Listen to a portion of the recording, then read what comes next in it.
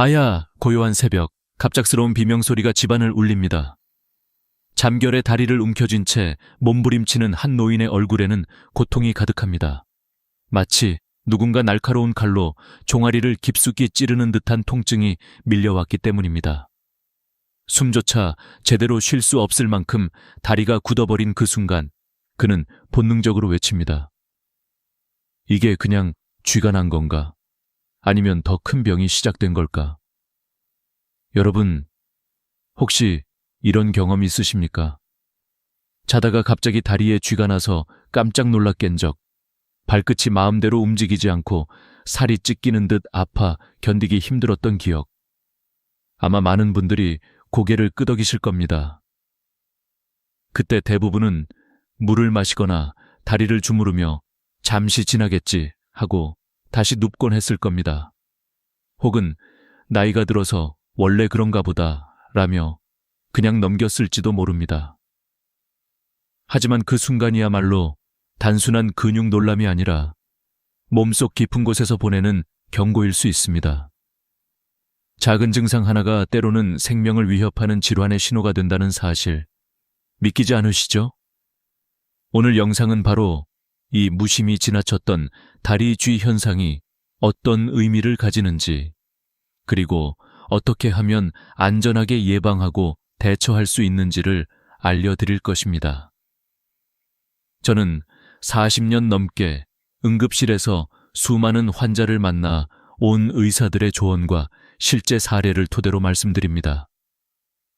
단순히 의학 지식만 나열하지 않고 실제 생활에서 체감할 수 있는 경험과 교훈을 담아 드릴 겁니다. 여러분이 직접 겪어왔던 고통, 혹은 가족이 겪었던 그 순간과 이어질 수 있는 이야기로 풀어낼 것입니다. 그러니 오늘 이 영상은 결코 놓치지 마시길 바랍니다. 그리고 본격적인 이야기에 들어가기 전에 부탁 하나 드리겠습니다. 지금 이 영상을 보고 계신다면 구독과 좋아요, 알림 설정 꼭 눌러주십시오. 여러분의 작은 클릭 하나가 더 많은 분들에게 건강 정보를 전하는 힘이 됩니다. 앞으로도 시니어 세대에게 꼭 필요한 건강 지식과 생활 습관을 누구보다 빠르게 전달해 드리겠습니다. 여러분의 건강은 단순한 정보가 아니라 삶 전체와 연결되어 있으니까요. 이제 다시 장면으로 돌아가 보겠습니다. 76세 이영호 어르신은 밤마다 반복되는 다리 쥐로 결국 병원을 찾게 되었습니다. 그는 단순히 근육이 놀랐다고 생각했지만 정밀검사 결과는 심부정맥 혈전증, 즉 다리 깊은 곳의 혈관 속에 피떡이 자리 잡고 있었습니다. 조금만 늦었더라면 그 피떡이 폐로 이동해 목숨을 위협할 수도 있었습니다. 작은 증상 하나를 가볍게 여겼다가 생명을 잃을 뻔한 순간, 그 충격은 우리 모두에게 경고가 됩니다. 이 이야기를 듣고 계신 여러분, 혹시 지금도 다리에 쥐가 자주 나는데도 그냥 참고 계시지 않습니까? 조사에 따르면 60세 이상 어르신 3분 중 1분은 자다가 다리에 쥐가 나서 깬 경험이 있다고 합니다.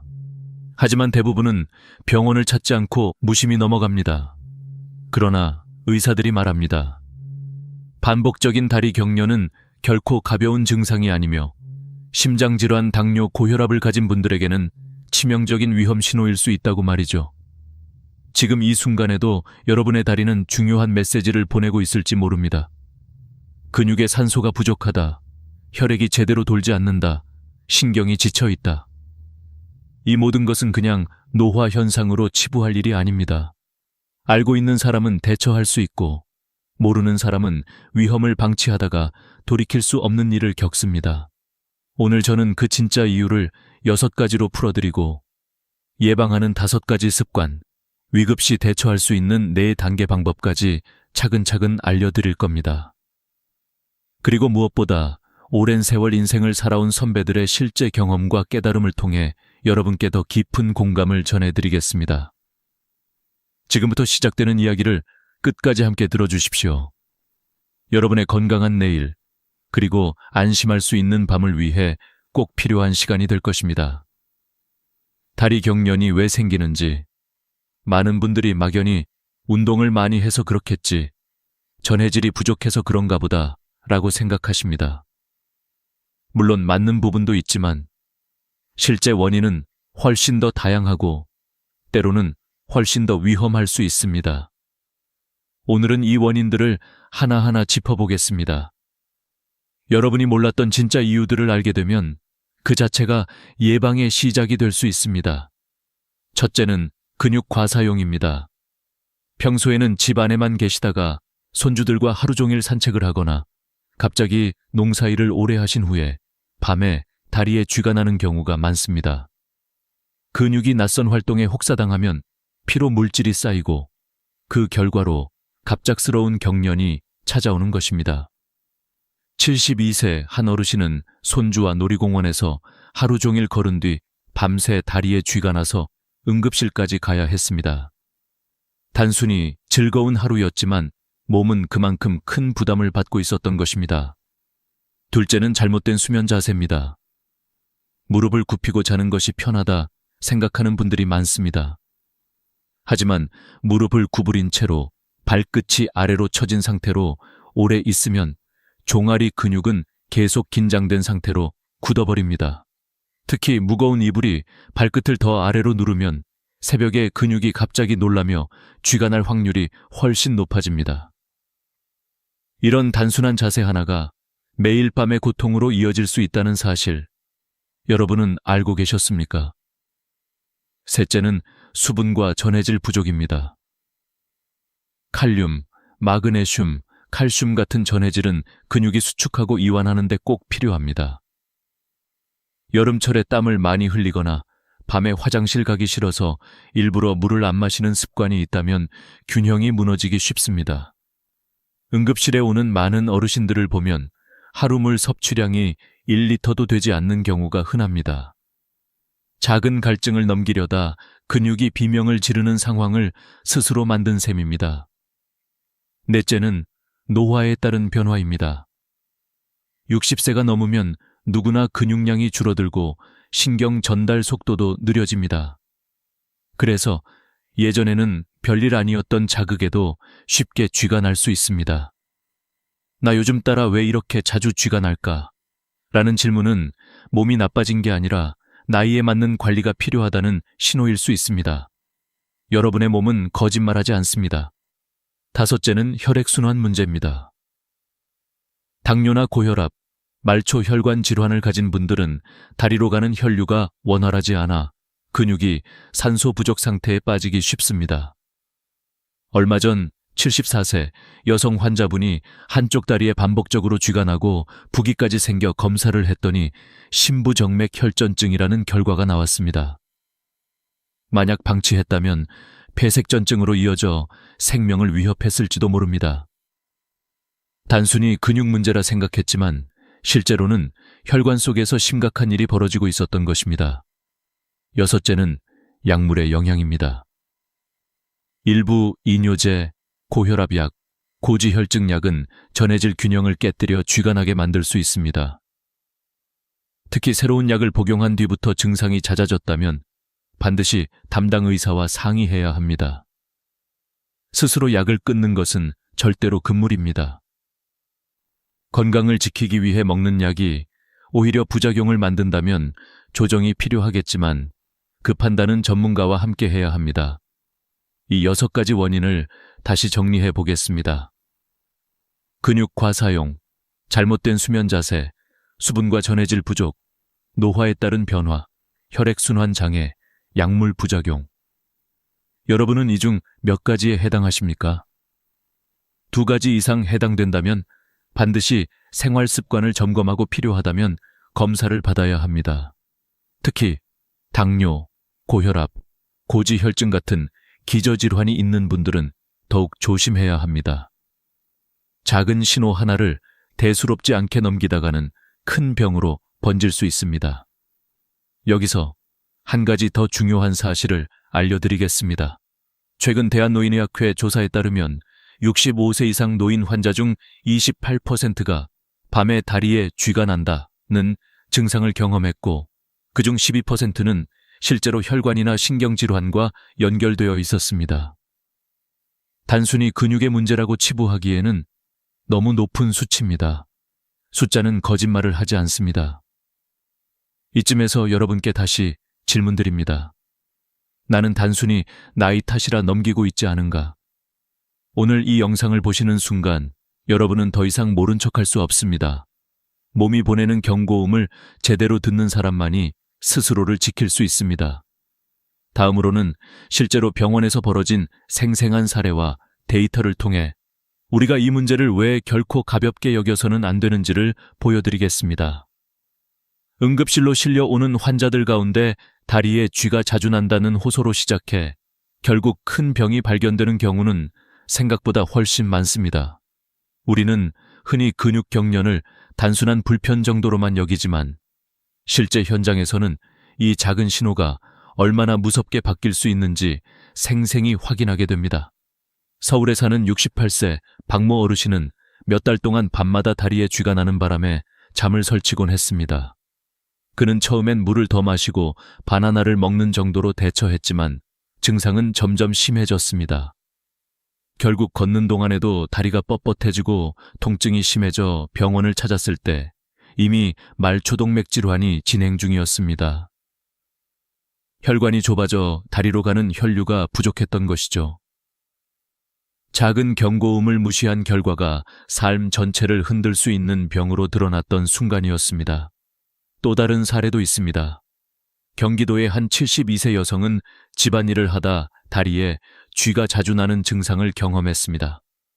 처음엔 나이 탓이라 생각했지만 어느 날 갑자기 한쪽 다리가 붓고 뜨거워지면서 색깔까지 변했습니다. 급히 응급실로 온 그녀는 심부정맥 혈전증 진단을 받았고 조금만 늦었더라면 핏떡이 폐로 이동해 치명적인 폐색전증으로 이어졌을 뻔했습니다. 다리에 쥐가 나는 단순한 현상이 아니라 몸속 혈관에서 이미 위급한 상황이 진행되고 있었던 것입니다. 이런 사례는 한국만의 이야기가 아닙니다. 미국 국립보건원 NIH의 연구에 따르면 60세 이상 성인의 약 50%가 밤에 다리 경련을 경험하고 그중 20%는 일상생활에 지장을 줄 정도로 자주 겪는다고 합니다. 더 무서운 것은 그중 일부가 실제로 혈관질환, 신경질환, 심장질환과 직접 연결되어 있다는 점입니다. 단순히 쥐가 났다는 말 속에 건강의 운명이 숨어 있다는 사실. 여러분은 얼마나 진지하게 받아들이고 계십니까? 실제 환자들의 목소리를 들어보면 더욱 가슴이 먹먹해집니다. 밤마다 깜짝 놀라 깨서 아내를 깨우곤 했어요. 그런데 병원에 와보니 심장 쪽에 문제가 있었더라고요. 또 다른 어르신은 쥐가 나면 그냥 참았는데 나중엔 다리가 점점 차가워져서 결국 수술까지 받았죠 라며 후회 어린 이야기를 들려주었습니다. 모두가 공통적으로 말하는 건 하나였습니다. 그때 좀 더 일찍 알았더라면. 여기서 우리는 중요한 질문을 던져야 합니다. 왜 많은 사람들이 이런 명백한 신호를 무시할까요? 이유는 단순합니다. 익숙하기 때문입니다. 누구나 한두 번은 경험하는 다리쥐를 흔한 일로 치부하기 때문입니다. 하지만 바로 그 익숙함이 방심을 부르고 방심이 생명을 위협하는 결과를 가져오는 것입니다. 대한심장학회의 보고서에 따르면 다리에 반복적으로 쥐가 나는 환자 가운데 약 15%는 실제로 심혈관계 이상을 동반하고 있었으며 그중 5%는 응급수술이 필요한 상태였습니다. 작은 비율처럼 보이지만 전체 인구로 환산하면 결코 무시할 수 없는 수치입니다. 여러분, 주변 어르신 가운데도 이 숫자에 해당하는 분이 있을지 모릅니다. 이쯤에서 다시 강조합니다. 다리에 쥐가 자주 나는 것은 단순히 근육 문제로 끝날 수도 있지만 그 이면에는 반드시 확인해야 할 건강 경고등이 숨어 있을 수 있습니다. 우리가 그것을 알아채지 못할 뿐입니다. 그리고 이 사실을 알고 있는 사람은 예방과 대처를 통해 삶을 지킬 수 있고 모르는 사람은 어느 날 갑자기 닥친 위급 상황 앞에서 후회할 수밖에 없습니다. 여러분은 어떤 선택을 하시겠습니까? 몸이 보내는 신호를 무시한 채 그냥 넘어갈 것입니까? 아니면 그 신호를 듣고 준비할 것입니까? 지금 이 영상을 끝까지 보는 순간 여러분은 이미 두 번째 길을 선택한 것입니다. 그리고 그 선택은 여러분의 삶에 엄청난 차이를 만들어낼 것입니다. 이제 다음으로 넘어가 보겠습니다. 그렇다면 우리가 이런 위험을 피하기 위해서 일상에서 어떤 습관을 지켜야 할까요? 특별히 어렵지 않으면서도 효과적인 5가지 예방 방법이 있습니다. 바로 이어서 알려드리겠습니다. 사실 많은 어르신들이 병원에서 가장 많이 듣는 조언은 이렇게 간단합니다. 예방만 제대로 해도 응급실에 올 일은 훨씬 줄어듭니다. 그렇다면 실제로 우리가 매일 실천할 수 있는 예방 습관에는 어떤 것들이 있을까요? 지금부터는 어렵지 않으면서도 꾸준히 지킬 수 있는 5가지 방법을 알려드리겠습니다. 첫 번째는 바른 수면 자세입니다. 잠잘 때 무릎을 구부린 채로 잔다거나 발끝이 아래로 꺾이는 자세는 종아리 근육을 긴장 상태로 만들기 때문에 쥐가 쉽게 납니다. 가능한 한 무릎을 곧게 펴고 발끝이 자유롭게 놓이도록 하십시오. 무거운 이불 대신 가볍고 유연한 소재를 선택하는 것도 중요합니다. 어떤 어르신은 30년 넘게 웅크리고 자던 습관을 고친 뒤 일주일 만에 다리에 쥐가 거의 사라졌다고 말했습니다. 작은 변화가 얼마나 큰 차이를 만드는지 보여주는 사례입니다. 두 번째는 자기 전 5분 스트레칭입니다. 잠자리에 들기 전 종아리와 발목을 부드럽게 늘려주는 것만으로도 혈액순환이 좋아지고 근육이 편안해집니다. 벽에 손을 대고 다리를 뒤로 뻗어 종아리를 당기거나 의자에 앉아 발끝을 몸쪽으로 천천히 당겨주는 동작은 누구나 쉽게 할 수 있습니다. 실제로 68세 김재호 어르신은 이 스트레칭 3동작을 2주 동안 매일 했는데 그 뒤로는 밤에 쥐가 나는 횟수가 뚝 줄었다고 했습니다. 세 번째는 충분한 수분과 전해질 섭취입니다. 하루 1.52리터의 물을 나누어 마시는 습관이 필요합니다. 취침 전에는 과도한 섭취를 피하고 낮 동안 자주 마시는 것이 좋습니다. 음식으로는 바나나, 시금치, 감자, 우유, 견과류가 도움이 됩니다. 실제로 75세 김인석 어르신은 매일 저녁 바나나 1개를 먹으면서 경련 증상이 현저히 줄었다고 경험을 나눴습니다. 간단하지만 효과적인 생활 지혜입니다. 네 번째는 같은 자세로 오래 있지 않는 것입니다. 장시간 앉아 있거나 서 있으면 다리에 피가 몰려 경련이 쉽게 발생합니다. TV를 볼 때도 1시간마다 일어나서 발끝을 위아래로 쇼내 20회 움직여주는 종아리 펌프 운동을 해보십시오. 앉은 자리에서도 할 수 있기 때문에 부담이 없습니다. 작은 움직임이 혈액을 심장 쪽으로 돌려주어 큰 예방 효과를 냅니다. 5번째는 복용 중인 약물 점검입니다. 특히 혈압약, 이뇨제, 고지혈증약은 전해질 균형을 깨뜨려 쥐를 잘 나게 만들 수 있습니다. 만약 약을 먹기 시작한 뒤 증상이 잦아졌다면 혼자 판단하지 마시고 반드시 담당 의사와 상담해야 합니다. 절대로 임의로 약을 끊거나 바꿔서는 안 됩니다. 약은 건강을 위한 것이지만 내 몸에 맞지 않을 경우 부작용을 조율할 필요가 있기 때문입니다. 이 5가지를 다시 정리해 드리겠습니다. 무릎을 펴고 자는 올바른 수면 자세, 잠들기 전 5분 스트레칭, 충분한 수분과 전해질 섭취, 장시간 같은 자세 피하기, 복용 약물 점검하기. 사실 이 5가지는 특별한 장비나 많은 노력이 필요하지 않습니다. 지금 이 순간부터 바로 실천할 수 있는 것들입니다. 여러분, 예방은 거창하지 않습니다. 작은 습관 하나가 내일의 건강을 바꾸고 고통스러운 밤을 편안한 휴식으로 바꿔줍니다. 특히 나이가 들수록 몸은 더 예민해지고 작은 자극에도 쉽게 반응합니다.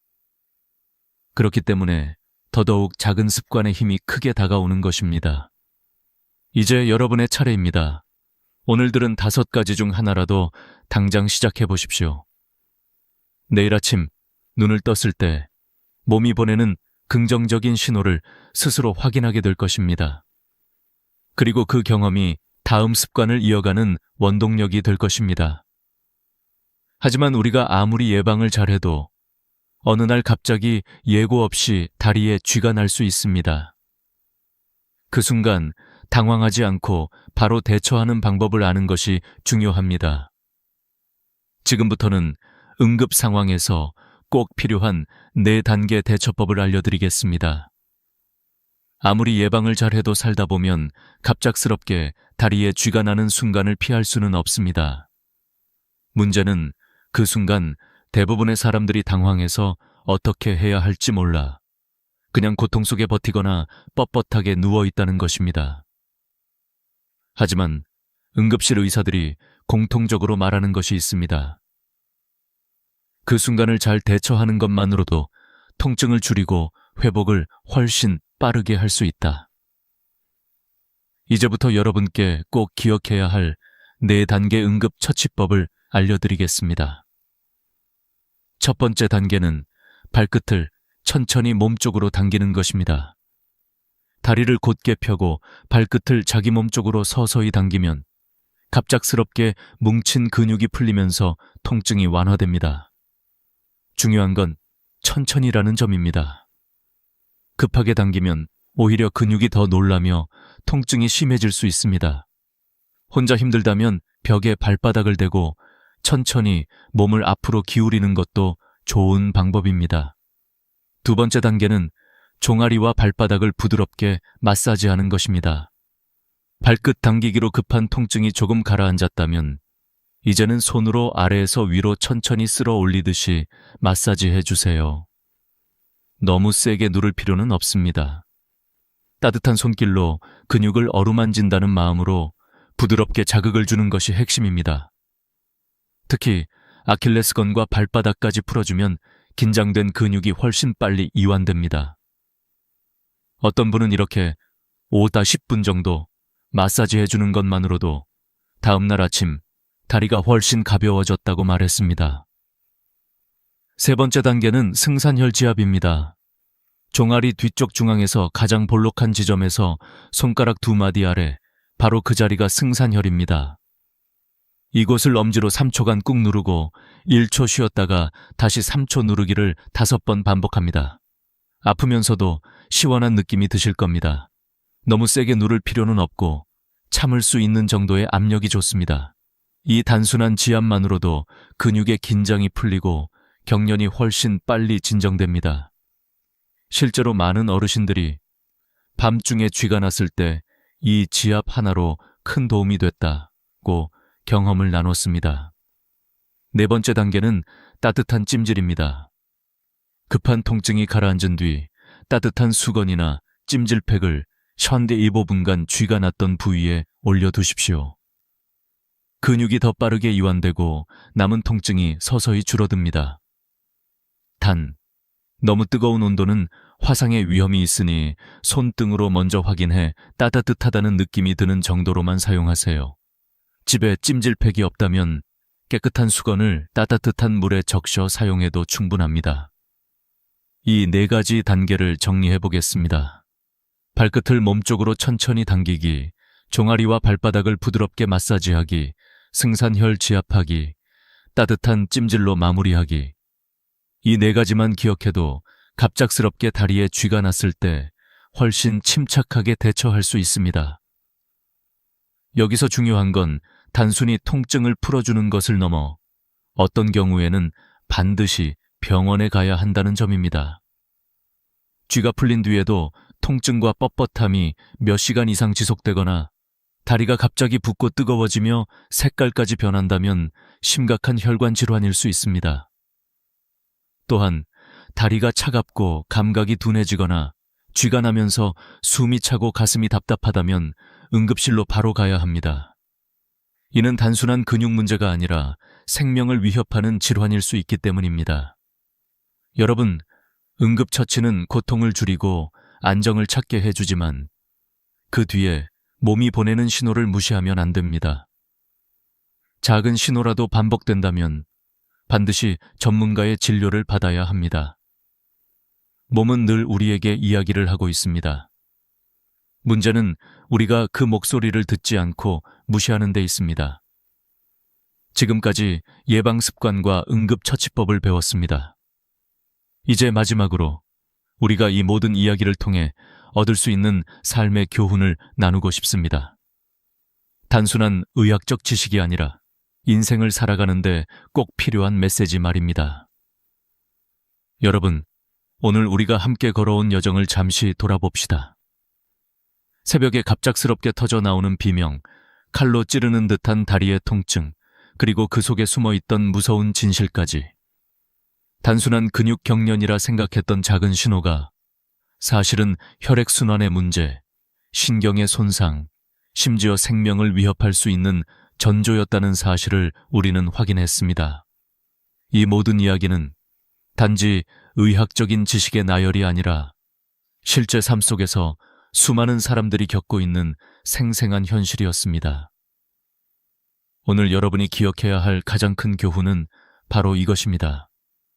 몸은 늘 우리에게 신호를 보내고 있다는 점입니다. 반복적으로 다리에 쥐가 난다면 그건 우연이 아니라 분명한 메시지입니다. 무시하지 말고 귀를 기울이십시오. 예방 습관 5가지를 꾸준히 실천하고 갑작스런 경련에는 4단계 응급처치를 기억하십시오. 그리고 무엇보다 위험 신호 5가지가 나타난다면 지체하지 말고 전문가의 진료를 받으십시오. 이 단순한 원칙이 여러분의 삶을 지켜줄 것입니다. 오랜 세월을 살아온 선배들이 공통적으로 남긴 말이 있습니다. 몸은 거짓말을 하지 않는다. 사실 우리의 몸은 늘 신호를 보내지만 우리가 그 신호를 무시하거나 귀찮아서 외면할 뿐입니다. 하지만 작은 습관 하나, 작은 관심 하나가 미래를 바꿉니다. 매일 물 한 잔 더 마시는 것, 잠자기 전 다리 스트레칭을 몇 분 하는 것, 올바른 수면 자세를 지키는 것. 이 작은 실천들이 쥐가 나지 않는 편안한 밤을 만들어주고 건강한 내일을 준비하게 해줍니다. 그리고 이 경험 속에는 더 깊은 교훈이 숨어 있습니다. 바로 혼자가 아니라는 것입니다. 여러분이 겪는 다리 쥐, 통증, 불안은 수많은 시니어분들이 이미 겪고 있는 일입니다. 그리고 그들 중 일부는 그것을 무시하다가 큰 병으로 이어졌고 또 다른 일부는 일찍 신호를 알아차려 건강을 지켰습니다. 차이는 단 하나, 알고 실천했는가, 모르고 넘겼는가입니다. 여러분은 지금 이 영상을 통해 알고 있습니다. 그러니 이제 실천할 차례입니다. 여러분, 건강은 결코 멀리 있지 않습니다. 매일의 작은 선택, 작은 습관이 여러분의 생명을 지킵니다. 몸이 보내는 신호에 귀 기울이시고 그것을 가족들과 나누십시오. 여러분이 아는 이 사실을 주변 어르신들에게도 꼭 알려주시길 바랍니다. 한 사람의 깨달음이 가족을 지키고 공동체를 지키는 힘이 될 수 있습니다.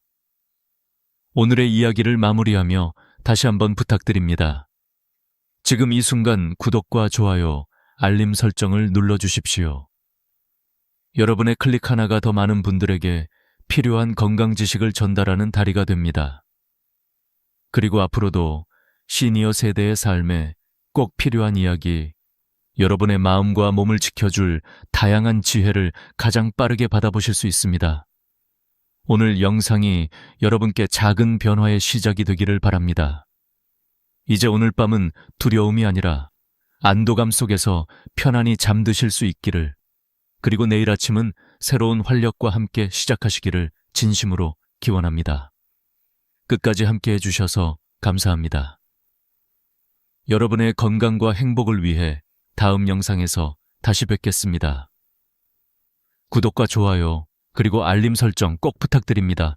그래야 앞으로 이어질 소중한 이야기들을 놓치지 않으실 수 있습니다. 강남 12억 아파트 주인이 수술비 800만 원이 없어 조카에게 전화를 걸었다.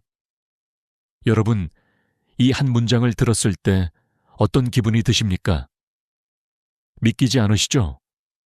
하지만 이것은 실제로 제가 직접 상담했던 한 어르신의 이야기입니다. 서울 강남 누구나 부러워할 만한 동네. 겉으로 보기에는 부유하고 안정된 삶 같았습니다. 그러나 심근경색으로 응급실에 실려간 순간 그는 한 가지 사실과 마주했습니다. 당장 필요한 돈이 없다는 것. 은행 장에 남은 건 고작 120만 원뿐이었고 결국 조카에게 눈물을 머금고 전화를 걸 수밖에 없었습니다. 여러분, 아이러니하지 않습니까? 집은 15억 원인데 목숨을 살리는 800만 원은 없었던 겁니다. 이 장면은 영화의 한 장면 같지만 현실 속에서 지금 이 순간에도 반복되고 있습니다. 많은 분들이 이렇게 말씀하십니다. 집 한 채면 노후는 걱정 없지. 하지만 그건 착각입니다. 집은 팔아야 돈이 되고 그 과정은 몇 달에서 1년 가까이 걸립니다. 응급실 침대 위에서 제 집을 팔고 돈을 마련하겠습니다. 라고 말할 수 있을까요? 불가능합니다. 더구나 급하게 팔면 시세보다 훨씬 싸게 내놔야 합니다. 그 순간 집은 안전망이 아니라 족쇄가 됩니다. 그리고 이런 장면은 단지 의료비에서만 발생하는 게 아닙니다. 동탄에 69세 할아버지 6억 원짜리 아파트를 갖고 있었지만 손주들 생일날 20만 원의 용돈조차 줄 수 없었습니다. 지갑에 3만 원뿐, 카드 한도는 이미 초과. 결국 며느리 앞에서 다음에 줄게 라는 말을 해야 했습니다. 그 순간 그의 마음에 남은 건 씁쓸함과 체면의 상처뿐이었습니다. 여러분, 지금 우리가 보고 있는 건 자산과 현실 사이의 간극입니다. 겉으로는 부자처럼 보이지만 정작 삶을 지탱하는 현금은 부족합니다. 통계청 조사에 따르면 60대 이상 가구의 3집 중 1집이 적자 가구입니다. 집값은 오르지만 지갑은 텅 비어가는 현실. 이것이 바로 오늘 우리가 함께 다뤄야 할 주제입니다. 노후의 적은 가난이 아닙니다. 불안입니다. 병원비를 낼 수 있을까? 손주에게 체면을 구기지 않을까? 갑작스러운 사고에 대처할 수 있을까? 이 불안을 잠재우는 건 부동산 시세표가 아니라 바로 통장 속에서 당장 꺼낼 수 있는 현금입니다. 집은 숫자지만 평화는 현금입니다. 이것이 오늘 이야기의 시작입니다. 겉으로는 부유해 보이지만 정작 쓸 수 없는 자산, 그것이 바로 부동산입니다. 저는 수많은 상담을 통해 이 현실을 목격했습니다. 겉모습만 보면 넉넉해 보이지만 실제로는 지갑 속 현금이 비어있는 분들, 그 간극이 사람의 마음을 얼마나 흔들어 놓는지 직접 보았습니다. 얼마 전 한 70대 부부를 만났습니다. 서울 외곽에 시세 8억 원짜리 아파트를 갖고 계셨지요. 주변에서는 노후 걱정 없겠다고 부러워했습니다. 그런데 실제 생활은 어땠을까요? 남편은 은퇴 후 국민연금만으로 생활을 이어갔고 아내는 몇 년 전부터 고혈압과 당뇨로 매달 약값만 수십만 원이 들어갔습니다. 생활비는 빠듯했고 갑자기 냉장고가 고장 났을 때 수리비 50만 원조차 마련하지 못해 카드론을 써야 했습니다. 여러분, 집값은 숫자로는 크지만 그 돈이 당장 우리 삶을 지켜주지는 못합니다. 특히 나이가 들수록 지출은 예측 불가하게 커집니다. 의료비, 손주들 경조사비, 관리비와 공과금. 젊을 때는 대수롭지 않게 넘기던 금액이 노후에는 버겁게 다가옵니다. 더 큰 문제는 이런 상황이 우연이 아니라는 사실입니다. 통계청 가계금융복지조사에 따르면 60대 이상 가구의 32, 1%가 적자 가구로 분류됩니다. 즉, 소득보다 지출이 많은 가정이 3집 중 1집이라는 뜻입니다.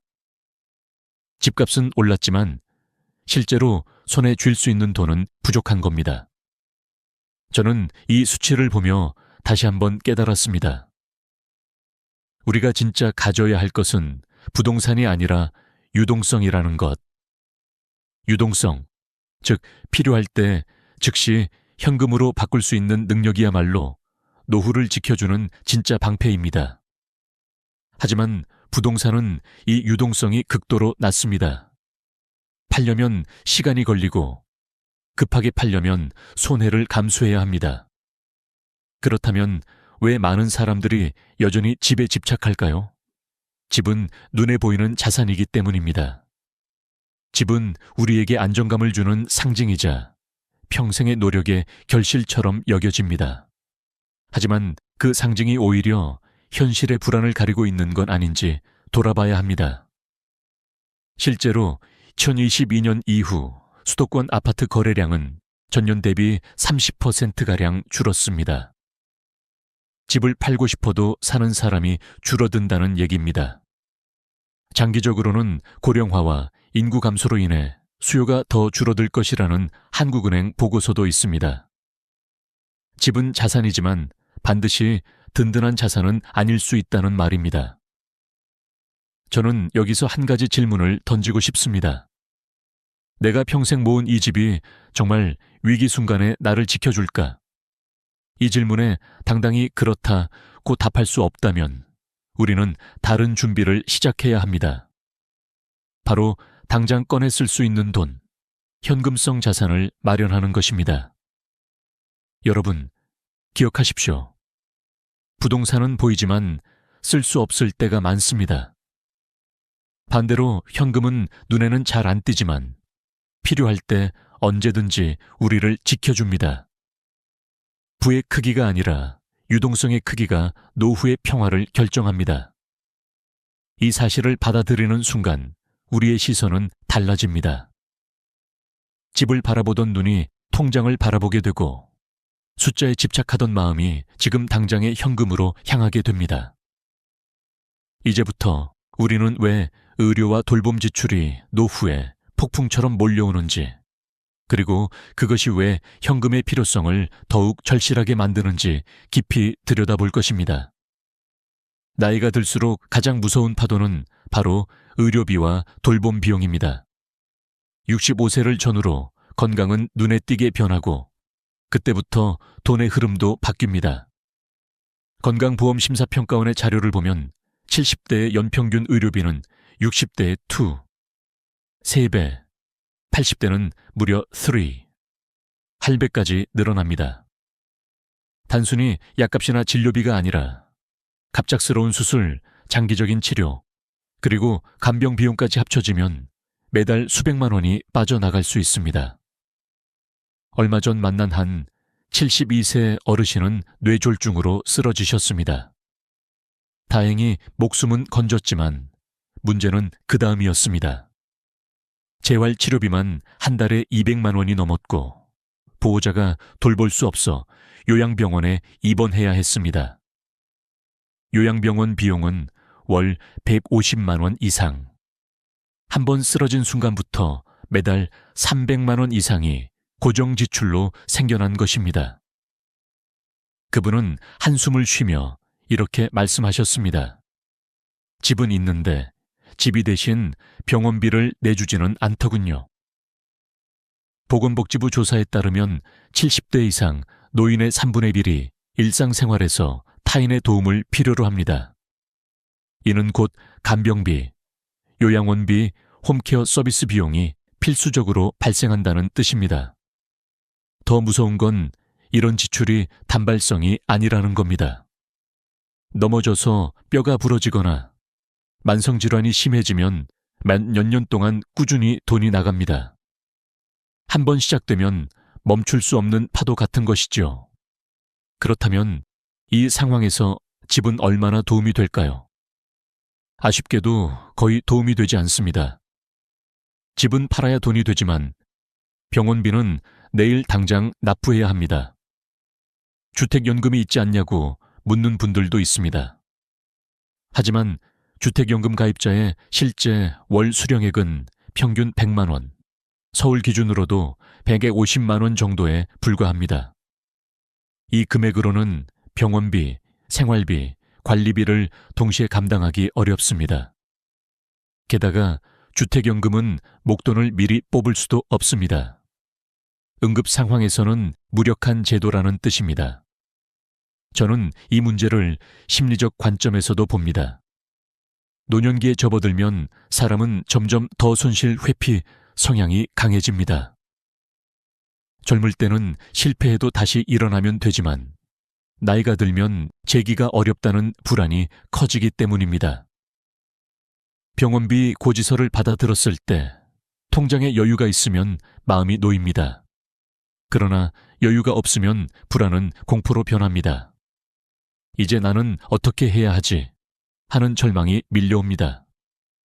실제로 연구 결과에 따르면 노인은 젊은 세대보다 같은 금액의 손실을 두세 배 더 크게 느낀다고 합니다.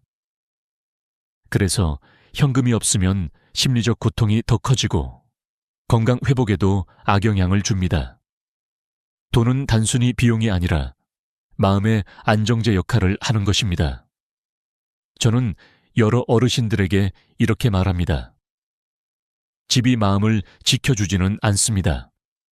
통장의 숫자가 마음을 지킵니다. 현금이 충분히 숨어 있으면 병원에서 치료를 선택할 때도, 요양시설을 결정할 때도, 손주들 앞에서 웃을 때도 주저하지 않을 수 있습니다. 선택권이 넓어질수록 삶의 품위는 유지됩니다. 의료비와 돌봄 비용은 앞으로 더 늘어날 겁니다. 평균 수명이 길어질수록 그 지출도 길어지기 때문입니다. 그렇다면 해답은 분명합니다. 노후의 안전망은 자산의 크기가 아니라 현금의 버퍼를 얼마나 준비했느냐로 결정됩니다. 지금 우리가 준비하지 않으면 내일은 불안이 우리 삶을 집어삼킬 것입니다. 이제부터는 그 현금 버퍼를 어떻게 계산하고 구체적으로 얼마나 쌓아야 하는지를 말씀드리겠습니다. 단순한 이론이 아니라 누구나 따라할 수 있는 공식이 있습니다.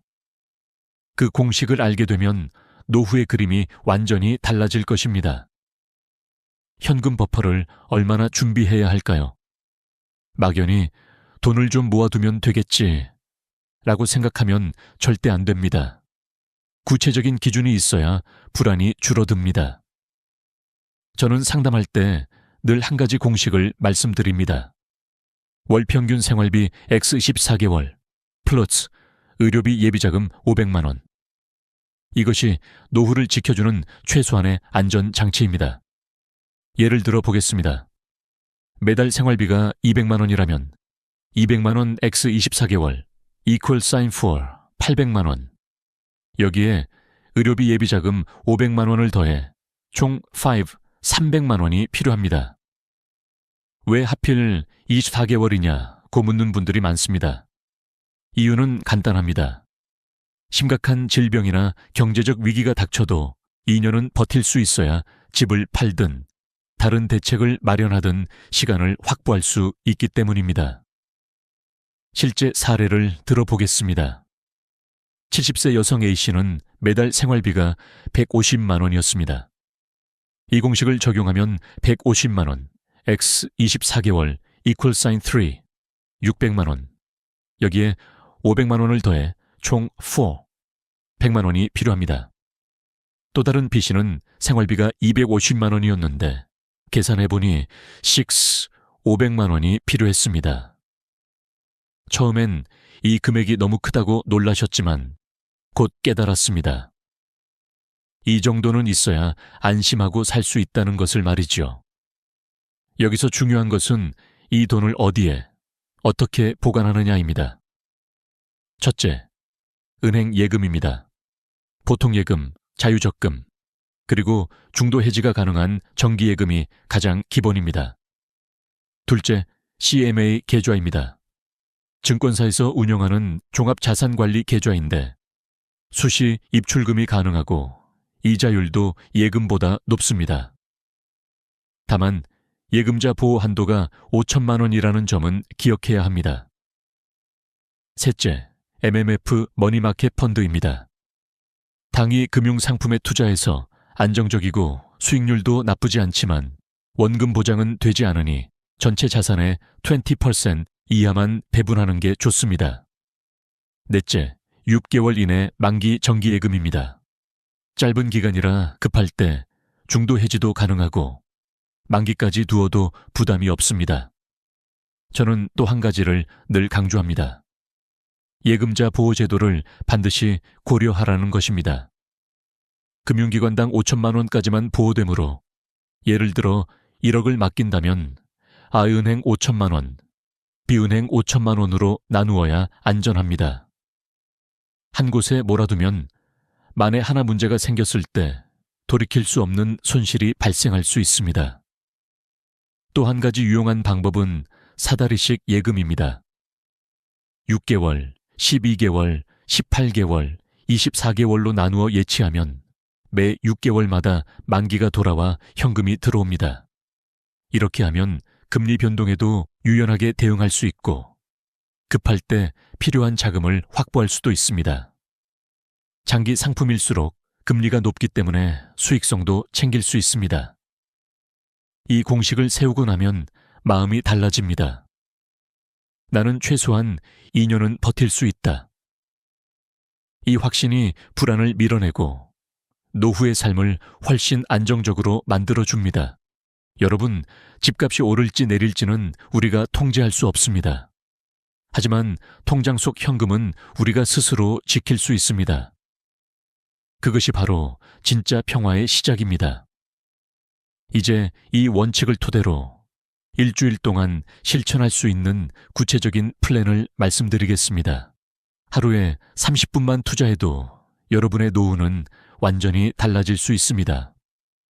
이제 본격적으로 7일 동안 따라할 수 있는 재정 리빌딩 플랜을 말씀드리겠습니다. 하루에 30분에서 1시간만 투자하면 됩니다. 어렵지 않습니다. 하지만 이 작은 변화가 여러분의 노후를 완전히 바꿀 수 있습니다. 첫째 날, 지출 가계부를 작성하는 날입니다. 지난 3개월간의 카드 명세서, 통장 내역을 꺼내보십시오. 식비, 관리비, 교통비, 약값, 용돈, 경조사비까지 빠짐없이 기록합니다. 여기서 중요한 건 정기적이지 않은 지출도 월 평균으로 환산하는 겁니다.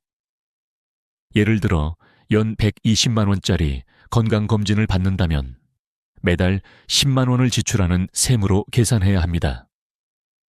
이렇게 해야 실제 생활비가 얼마나 되는지 정확히 알 수 있습니다.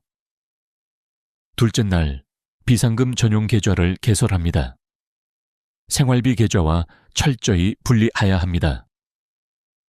체크카드도 만들지 마시고 혹시 만들었다면 지갑에 넣지 말고 집에 두십시오. 그래야 불필요한 사용을 막을 수 있습니다. 저는 상담할 때 비상금 계좌는 평소에 보지 말라고 말합니다. 계좌를 따로 두고 진짜 위기 때만 열어야 그 힘을 발휘하기 때문입니다. 셋째 날은 만기분산 예적금을 설계하는 날입니다. 앞서 계산한 필요 금액을 6개월, 12개월, 18개월, 24개월 만기로 나누어 예치하십시오.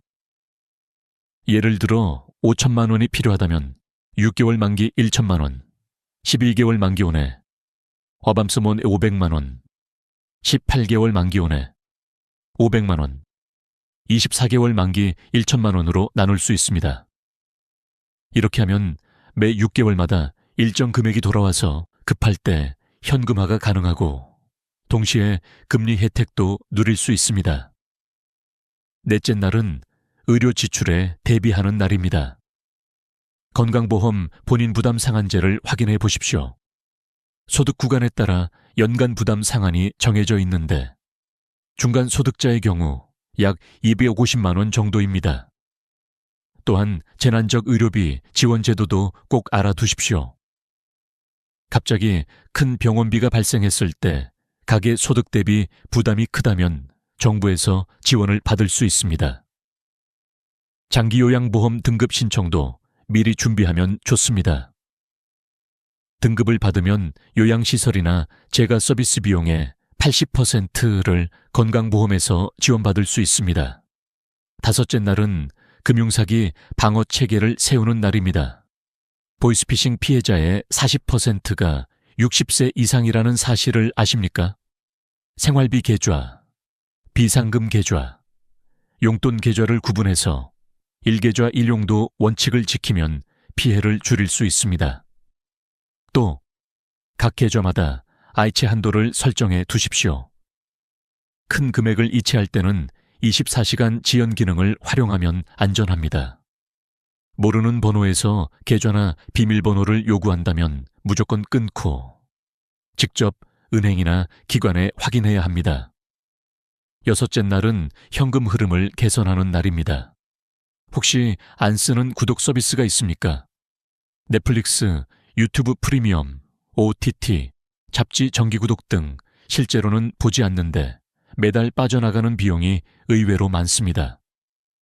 이런 것만 정리해도 월 5만, 10만 원이 절약됩니다. 통신비 요금제를 점검하고 사용하지 않는 부가 서비스를 해지하면 또 몇만 원이 남습니다. 전기와 가스 사용 습관만 바꿔도 매달 10만 원 이상을 아낄 수 있습니다. 작은 절약이 모여 연간 수백만 원이 됩니다.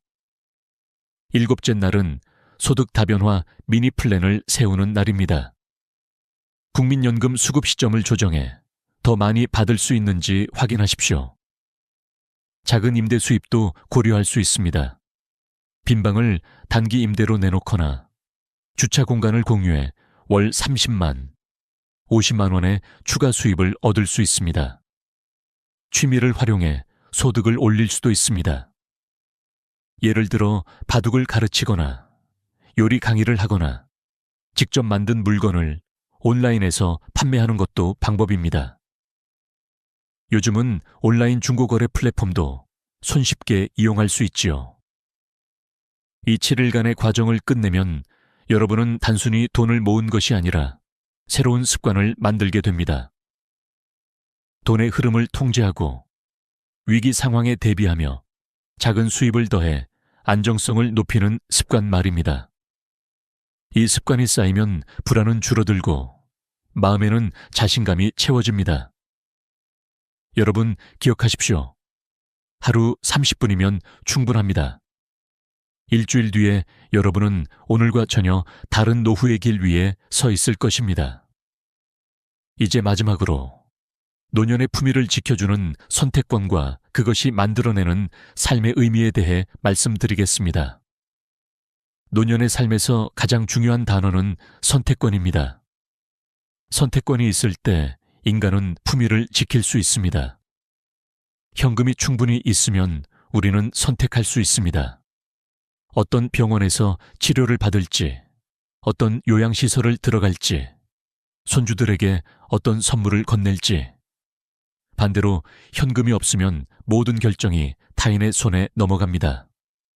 집을 팔아야 하나, 대출을 받아야 하나, 자녀에게 손을 벌려야 하나. 이런 선택은 사실상 선택이 아니라 강요된 굴욕입니다. 저는 상담 현장에서 이런 장면을 자주 목격합니다. 큰 집을 가지고 있지만 관리비와 세금 때문에 힘들어하는 어르신들. 그래서 저는 다운사이징을 권합니다. 집은 줄어들지만 삶은 오히려 넉넉해집니다. 관리비도 줄고 세금도 줄고 여유 현금은 늘어나니까요. 어떤 분은 작은 아파트로 이사하며 그 차액으로 현금 버퍼를 만들었는데 집은 작아졌는데 마음은 커졌다고 웃으셨습니다. 연금 최적화도 중요합니다. 국민연금을 언제부터 받을지, 일시금으로 받을지, 연금으로 나눠 받을지에 따라 차이가 큽니다. 은퇴 직후에는 소득이 줄기 때문에 연금의 힘이 절대적입니다. 공적 연금 외에도 개인연금이나 퇴직연금의 수령 방식을 조정해 세금 혜택을 극대화하는 방법도 있습니다. 이 모든 것은 결국 현금 흐름을 안정적으로 유지하는 전략입니다. 법적 대비도 필요합니다. 치매나 중증 질환으로 판단 능력이 약해졌을 때를 대비해 성년 후견 제도를 알아두어야 합니다. 신뢰할 수 있는 가족이나 전문가를 후견인으로 지정하면 재산 관리와 법적 결정을 안전하게 할 수 있습니다. 유언장을 작성하는 것도 마찬가지입니다. 재산 분할, 장례 방식, 연명치료 여부 등을 미리 정해두면 가족 간 갈등을 줄이고 본인의 의지가 존중됩니다. 건강관리 역시 가장 큰 재테크입니다. 규칙적인 운동, 균형 잡힌 식사, 충분한 수면은 단순한 생활 습관이 아니라 의료비를 줄이는 최고의 방법입니다. 장기요양보험 등급을 미리 신청하고 필요하다면 민간 간병보험도 고려해야 합니다. 건강이 무너지면 돈은 순식간에 흘러나갑니다. 반대로 건강을 지키면 현금 버퍼는 오래도록 든든히 남습니다. 무엇보다 관계 자본을 잊지 마십시오. 돈만큼 중요한 건 가족, 친구, 이웃과의 관계입니다. 위기 순간에 가장 먼저 손을 잡아주는 건 결국 사람입니다. 지역 경로당, 복지관, 종교 모임에 나가보십시오. 작은 모임 속에서 얻는 정서적 안정은 돈으로 환산할 수 없는 자산입니다. 어떤 어르신은 이렇게 말했습니다. 현금은 은행에 있지만 평화는 사람 사이에 있다. 저는 이 말이 참 와닿았습니다. 이제 오늘의 이야기를 마무리하겠습니다.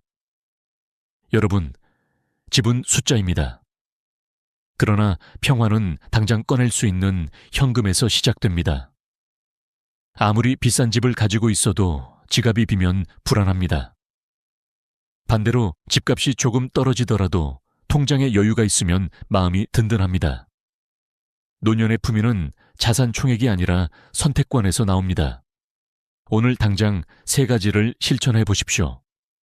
첫째, 통장 잔고를 확인하고 생활비 몇 개월 치가 있는지 점검하십시오. 둘째, 이번 주 안에 비상금 전용 계좌를 만드십시오. 셋째, 자동이체와 카드 내역을 점검해 불필요한 지출을 정리하십시오. 늦었다고 생각할 때가 가장 빠른 때입니다. 지금 시작하면 됩니다.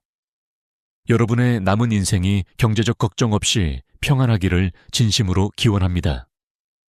이 영상이 도움이 되셨다면 좋아요와 구독 부탁드립니다. 앞으로도 여러분의 마음을 지켜드릴 이야기로 찾아뵙겠습니다. 감사합니다. 85세. 이 숫자가 주는 울림은 결코 가볍지 않습니다.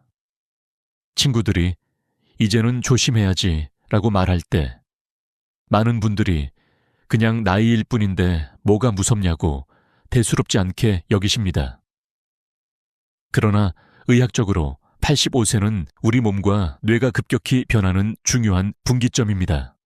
지금부터 말씀드릴 이야기는 단순한 경고가 아니라 여러분의 삶을 지켜줄 수 있는 새로운 출발점이 될 것입니다. 대한민국 노인들 중 상당수가 85세에 문턱을 넘지 못한다는 사실 알고 계셨습니까? 더 충격적인 것은 그 이유 중 많은 부분이 예방 가능한 원인이라는 점입니다. 저는 노인의학을 30년간 연구하고 수많은 환자들을 진료하면서 85세를 무너뜨리는 위험 요소와 반대로 이를 건강하게 돌파하는 비밀을 직접 확인했습니다. 오늘 그 모든 것을 여러분께 공개하겠습니다. 얼마 전 응급실로 들어온 82세 어르신의 사례를 말씀드리겠습니다. 가족들은 갑작스러운 쓰러짐에 크게 놀랐지만 사실 그분은 지난 몇 달 동안 85세의 벽을 넘지 못하는 전형적인 패턴을 보이고 계셨습니다. 혈압약은 꾸준히 드셨지만 여전히 짜게 드시고 술과 담배를 놓지 않으셨습니다. 그 결과 작은 이상이 쌓여 결국 큰 사고로 이어진 것이죠. 이 이야기는 남의 이야기가 아니라 지금 영상을 보고 계신 여러분이나 부모님의 현실일 수 있습니다. 통계청의 자료에 따르면 한국인의 평균 기대 수명은 83세입니다. 그러나 건강 수명은 73세에 불과합니다. 평균 10년은 아픈 채로 살아가고 있다는 뜻이지요. 그리고 바로 85세 전후가 삶의 질이 급격히 갈라지는 시기입니다. 치매 발병률, 심장질환 사망률 모두 이 시점에서 크게 높아집니다. 그렇다면 이 벽을 넘어 건강하게 90세, 100세까지 살아가는 사람들은 무엇이 다를까요? 바로 지금부터 그 비밀을 하나씩 풀어드리겠습니다. 저는 분명히 말씀드립니다. 85세는 끝이 아니라 시작입니다. 준비된 사람은 이 시기를 새로운 황금기로 바꿀 수 있습니다. 하지만 방심한다면 작은 습관 하나가 치명적인 결과로 이어질 수 있습니다. 그래서 여러분께 꼭 부탁드립니다. 이 영상을 끝까지 시청해 주십시오. 단순한 정보가 아니라 여러분의 남은 삶을 바꾸는 실행 전략이 담겨 있습니다. 그리고 지금 구독 버튼과 좋아요 버튼을 눌러주십시오. 여러분의 작은 클릭 하나가 부모님의 건강을 지키고 더 많은 어르신들께 희망을 전하는 힘이 됩니다. 앞으로도 저는 의사로서의 경험과 최신 의학 연구를 토대로 50대부터 80대까지 반드시 알아야 할 건강 비밀들을 계속 전해드릴 것입니다. 이 귀중한 지식을 놓치지 않으시려면 꼭 구독해 주시고 알림 설정도 해두세요. 이제 다음 단계로 넘어가겠습니다. 왜 많은 분들이 85세를 넘지 못하는가? 그리고 어떤 4가지 위험 요소가 생명을 위협하는가? 지금부터 본격적으로 공개하겠습니다. 집중해서 들어주시기 바랍니다. 4가지 위협. 이것이 바로 수많은 어르신들이 85세를 넘지 못하는 진짜 이유입니다. 여러분께서 지금 이 순간에도 그중 하나에 이미 노출되어 있을 수 있습니다. 그렇다면 첫 번째 위협부터 말씀드리겠습니다. 바로 만성질환을 제대로 관리하지 않는 습관입니다. 저는 지난 30년 동안 수많은 환자들을 만나며 공통적인 모습을 보았습니다. 고혈압 약을 먹으면서도 여전히 짜게 드시고, 당뇨약을 복용하면서도 단 음식을 즐기며, 심장약을 먹으면서도 담배를 놓지 않는 분들입니다. 약만 먹으면 괜찮을 것이라는 착각이 결국은 큰 사고로 이어집니다. 실제로 77세 김영철 어르신의 경우 15년 넘게 혈압약을 복용했지만 식습관을 바꾸지 않으셨습니다.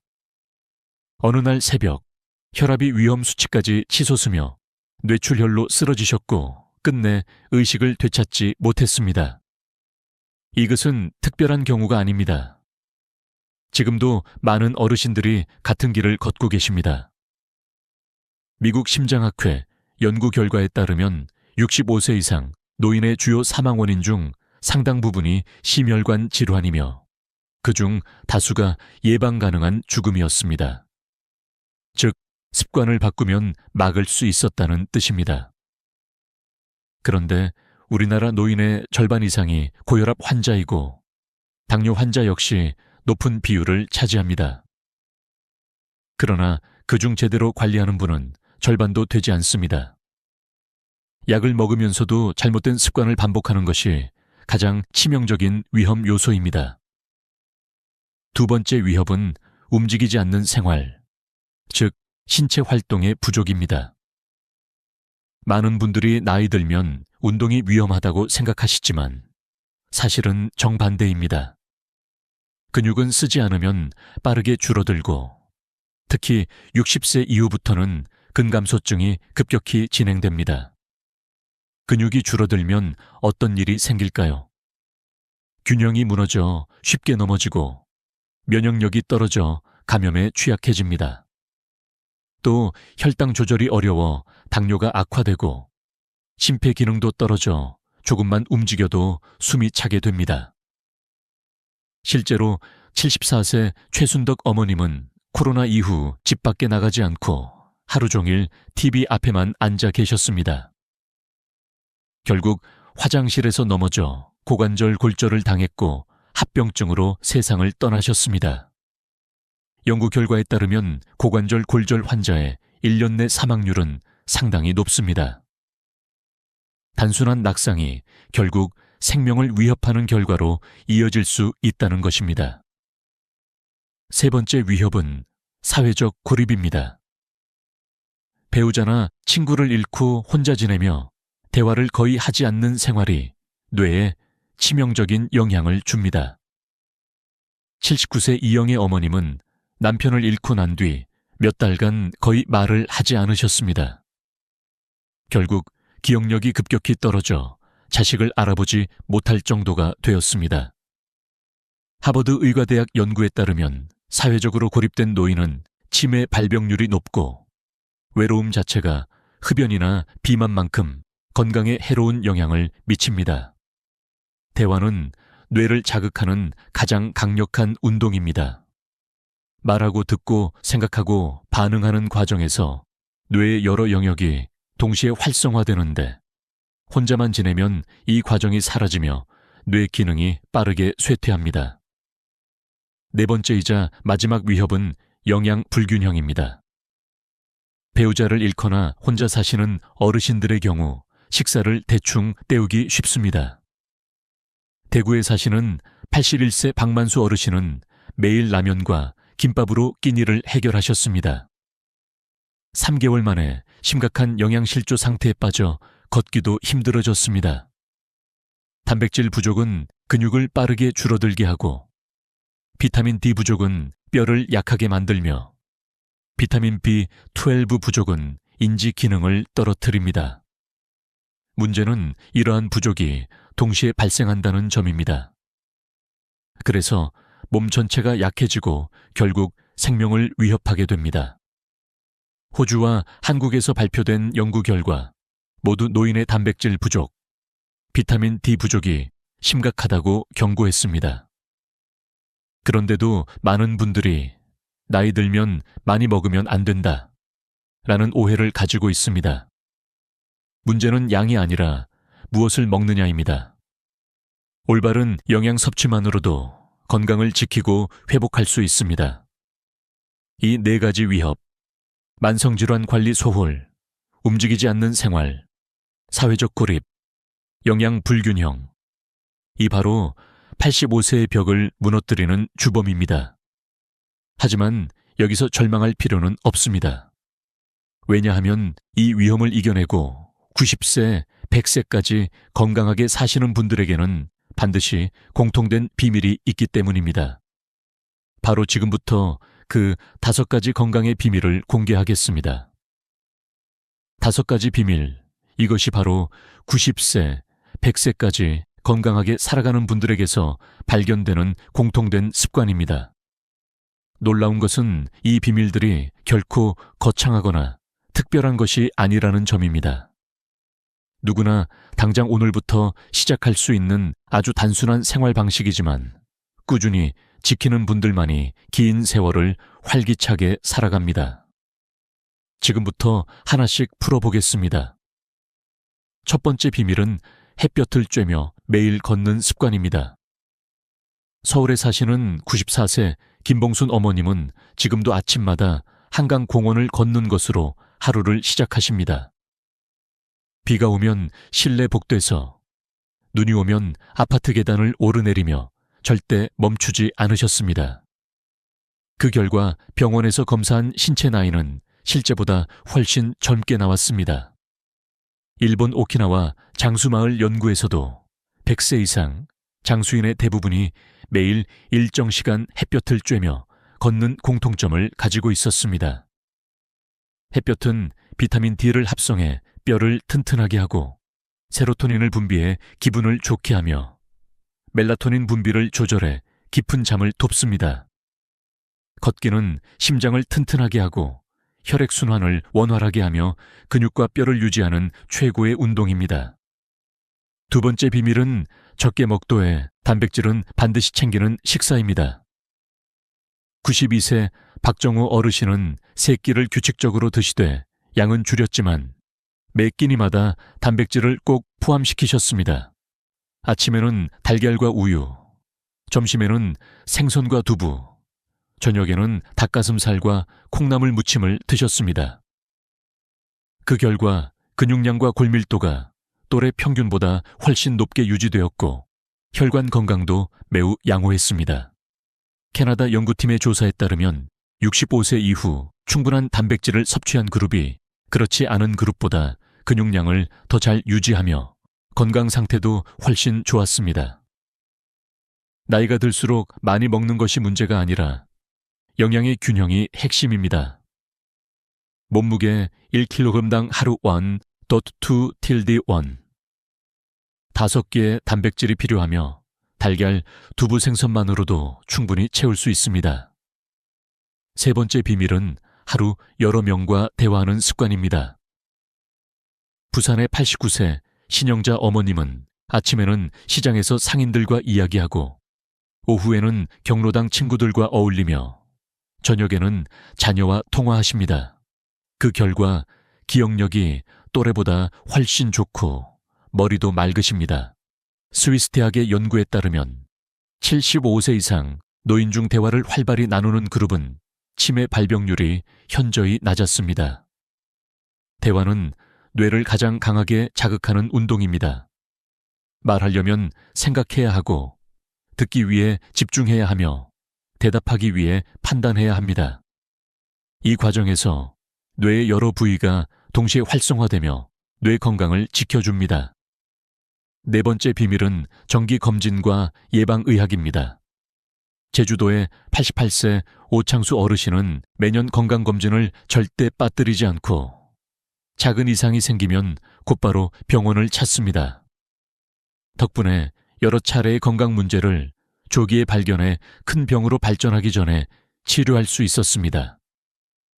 미국의 장기 추적 연구에서도 정기검진을 꾸준히 받는 노인이 그렇지 않은 노인보다 건강하게 오래 사는 비율이 높았습니다. 중요한 것은 약을 임의로 끊지 않고 의사와 꾸준히 상의하는 것입니다.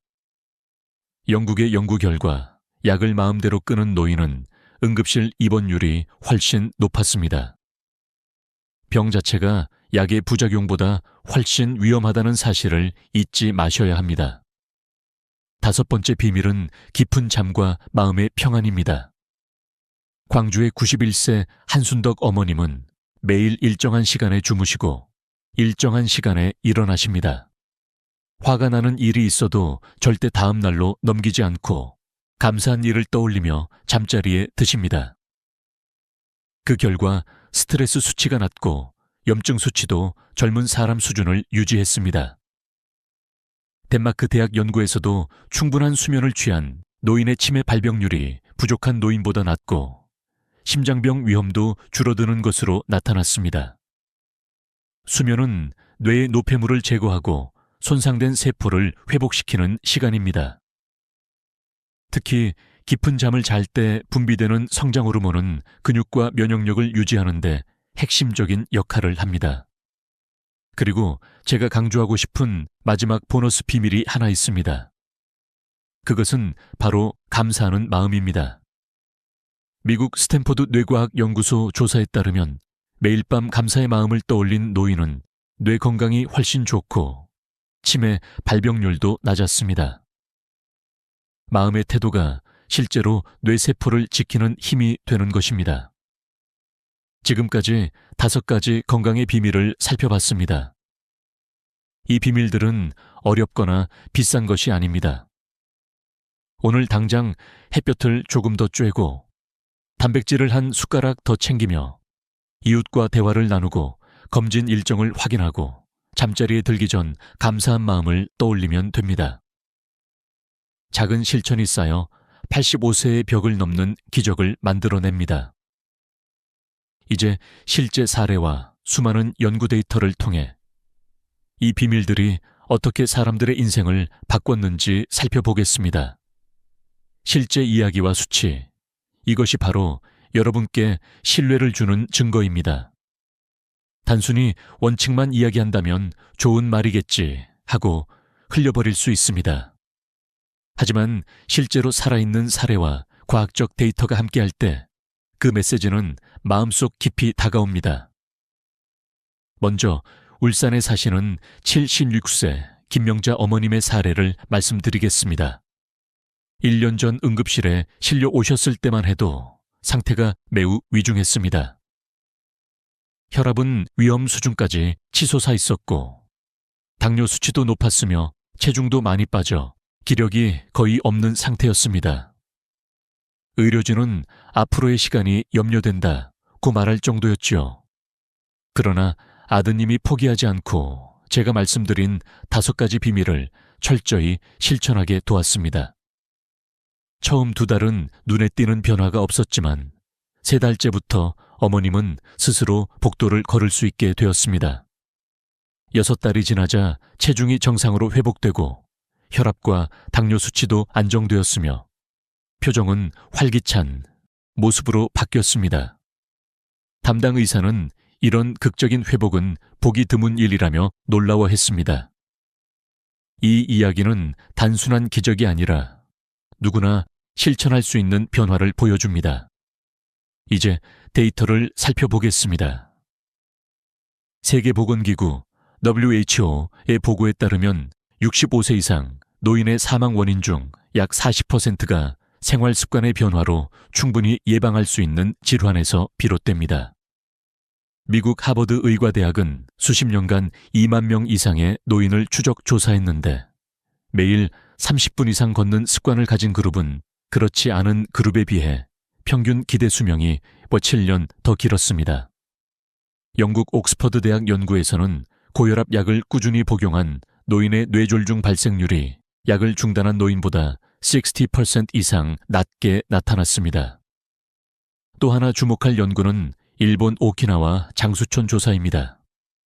이 지역 100세 이상 어르신들의 식사 패턴을 분석한 결과 하루 전체 칼로리는 적었지만 단백질과 신선한 채소 섭취가 풍부했습니다.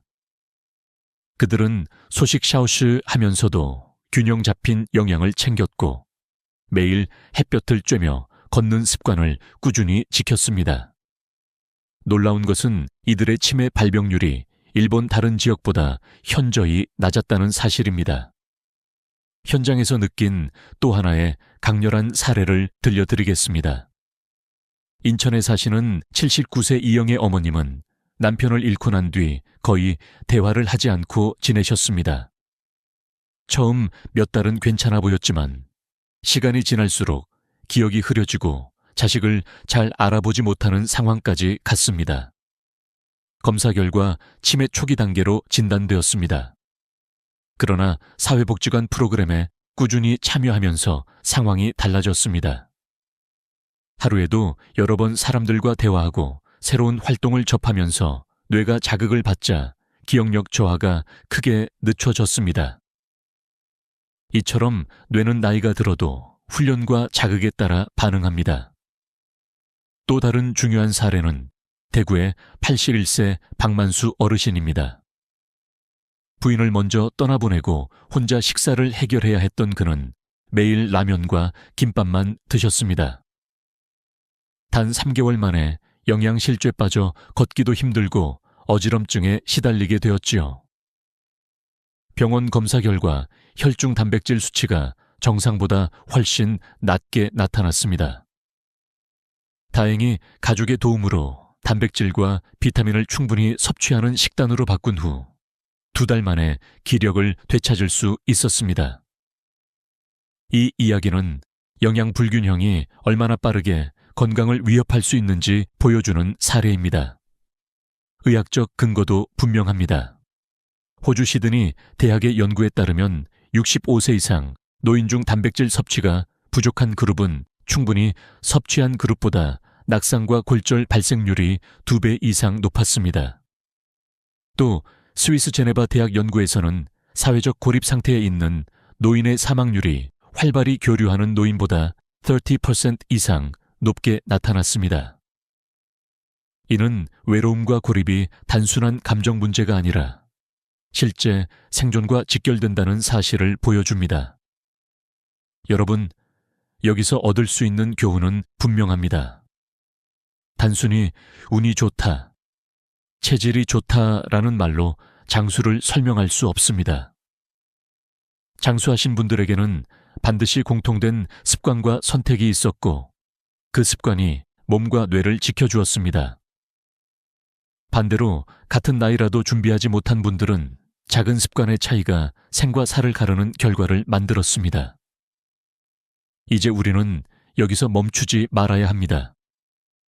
데이터를 통해 확인했으니 이제는 그것을 삶의 지혜로 바꾸어야 합니다.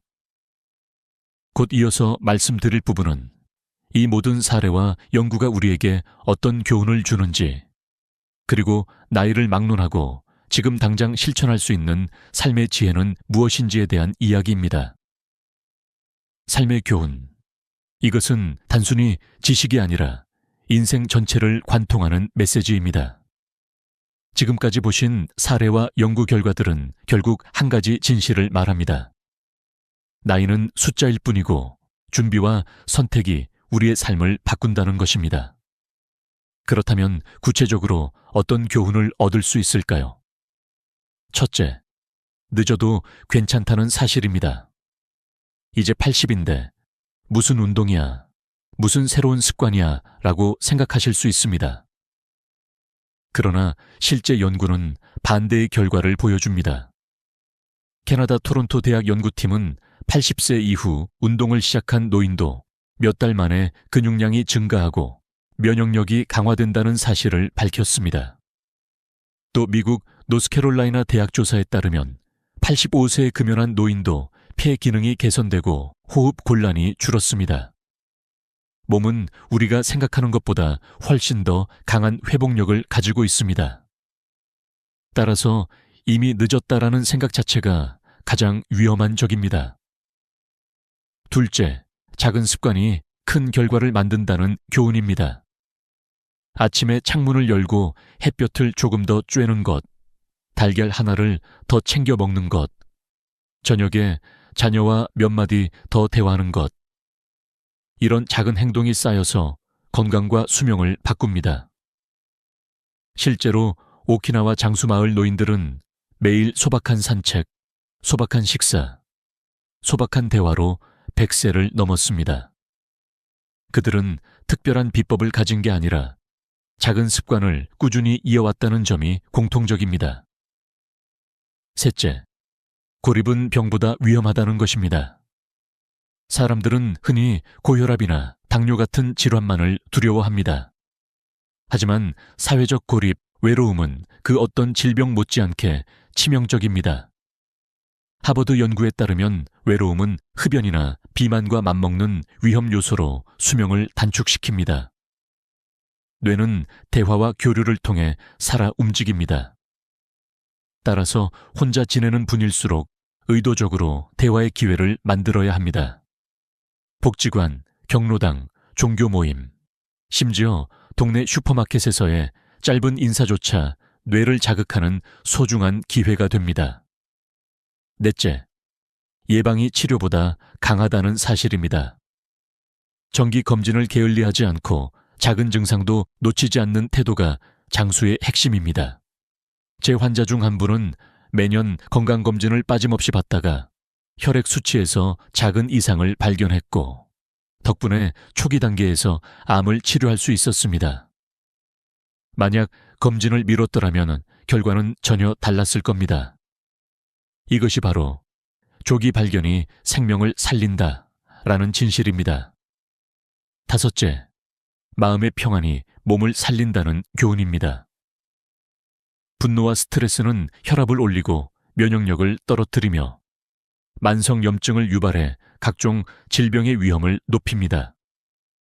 반대로 감사하는 마음은 뇌세포를 보호하고 스트레스 호르몬 수치를 낮춥니다. 실제로 스탠포드 뇌과학 연구팀은 매일 감사일기를 쓰는 노인들의 뇌 MRI를 분석했을 때 뇌의 특정 영역이 건강하게 유지된다는 사실을 밝혔습니다. 결국 마음가짐이 단순한 정신 문제가 아니라 신체 건강과 직결된다는 뜻입니다. 이 5가지 교훈을 여러분의 삶에 적용하는 방법은 의외로 단순합니다. 오늘 아침부터 햇볕을 쬐며 가볍게 걸으세요. 점심에는 단백질이 풍부한 음식을 꼭 포함하세요. 오후에는 이웃과 몇 마디 대화를 나누세요. 저녁에는 하루를 돌아보며 감사한 일을 떠올리며 잠자리에 드세요. 그리고 1년에 한 번은 꼭 정기 검진을 받으세요. 이 작은 5걸음이 85세의 벽을 허물고 90세, 100세로 향하는 길을 열어줍니다. 그러나 여기서 끝이 아닙니다. 지금까지의 이야기는 해야 할 것에 대한 지혜였다면 다음에 말씀드릴 내용은 한 걸음 더 나아갑니다. 85세를 새로운 시작으로 바꾸는 구체적인 실행 전략, 바로 인생 후반을 다시 디자인하는 방법입니다. 그것은 단순한 건강법이 아니라 여러분의 삶 전체를 새롭게 열어주는 길이 될 것입니다. 새로운 시작, 이것이야말로 오늘 우리가 함께한 여정의 결론입니다. 많은 분들이 85세를 마치 끝처럼 여기지만 사실 이 나이는 새로운 문을 열 수 있는 출발점입니다. 지금까지 말씀드린 4가지 위협과 5가지 비밀, 그리고 삶의 교훈은 단순한 이론이 아니라 현실에서 이미 수많은 어르신들의 인생을 바꿔놓은 검증된 진리입니다. 자, 그렇다면 구체적으로 어떻게 새로운 출발을 준비할 수 있을까요? 저는 여러분께 아주 간단하면서도 강력한 실행법을 제안드립니다. 먼저 아침에 일어나 창문을 열고 햇볕을 온몸으로 받으십시오. 그리고 물 한 잔을 천천히 마시면서 오늘 하루를 어떻게 보낼지 마음속으로 그려보는 것입니다. 이 짧은 아수분이 하루 전체의 리듬을 바꿉니다. 점심에는 반드시 단백질이 포함된 음식을 챙기고 식사 후에는 가볍게 걸으십시오. 이때 만나는 사람에게 먼저 인사하는 것, 그것이 바로 뇌를 깨우고 마음을 따뜻하게 만드는 비밀입니다. 저녁에는 가족이나 이웃과 대화를 나누십시오. 혼자 사시는 분이라면 전화를 걸어 안부라도 묻는 습관을 들이십시오. 그리고 잠자리에 들기 전에는 오늘 하루 감사했던 일을 떠올리며 마음을 가볍게 내려놓으십시오. 이것이 바로 매일 실천할 수 있는 5단계 실행법입니다. 여기서 중요한 것은 완벽하려고 하지 않는 것입니다. 첫날부터 모든 걸 다 지키려 하다 보면 금방 지쳐 포기하게 됩니다. 대신 오늘은 햇볕을 조금 더 쬐고, 내일은 달걀을 하나 더 먹고, 모레는 이웃과 인사를 나누는 식으로 차근차근 늘려가십시오. 이 작은 변화들이 모여 어느 순간 여러분은 85세의 벽을 넘어 새로운 삶을 살고 계실 것입니다. 그리고 가족과 함께 실천하는 것이 무엇보다 중요합니다. 자녀분들은 매일 부모님께 안부 전화를 드리고 한 달에 한 번은 병원에 함께 가십시오. 주말에는 부모님과 산책을 나가고 냉장고 속 음식을 확인하며 영양 상태를 점검해 드리십시오. 손자 손녀들도 할머니 할아버지와 자주 영상 통화를 하며 새로운 기술을 가르쳐 드리면 좋습니다. 이런 사소한 관심이 어르신들의 뇌를 자극하고 외로움을 막는 최고의 방법이 됩니다. 이제 여러분은 아셔야 합니다. 85세는 끝이 아니라 새로운 시작입니다. 저는 30년간 수많은 어르신들을 진료하면서 분명히 깨달았습니다. 나이는 장벽이 아니라 가능성의 문입니다. 80세 등산을 시작해 90세까지 산을 오른 분, 85세 컴퓨터를 배워 손자와 영상통화를 즐기는 분, 75세에 혼자 여행을 다니며 새로운 취미를 찾은 분, 이분들은 나이를 핑계 삼지 않고 작은 한 걸음을 내디딘 용기 있는 분들이었습니다. 여러분, 지금 이 순간이 바로 새로운 시작입니다. 완벽하지 않아도 괜찮습니다. 중요한 것은 포기하지 않고 계속 이어가는 것입니다. 오늘이 힘들면 내일 다시 시도하면 됩니다. 그렇게 이어진 작은 발걸음이 결국 90세, 100세를 향한 건강한 황금길을 열어줄 것입니다. 이 영상을 끝까지 시청하신 여러분은 이미 첫걸음을 내디드신 것입니다. 하지만 가장 중요한 것은 이 지식을 혼자만 알고 계시지 말고 가족, 친구, 이웃과 함께 나누는 것입니다. 함께할 때 성공할 확률은 훨씬 더 높아집니다. 부모님과 이 영상을 공유하시고 형제 자매들과도 함께 실천해 보시길 권합니다. 앞으로도 저는 의사로서 또 인생의 길잡이로서 여러분께 더 많은 건강과 행복의 비밀을 전해 드릴 것입니다. 그러니 이 소중한 기회를 놓치지 않으시려면 지금 구독 버튼을 눌러주시고 좋아요와 알림 설정까지 꼭 부탁드립니다.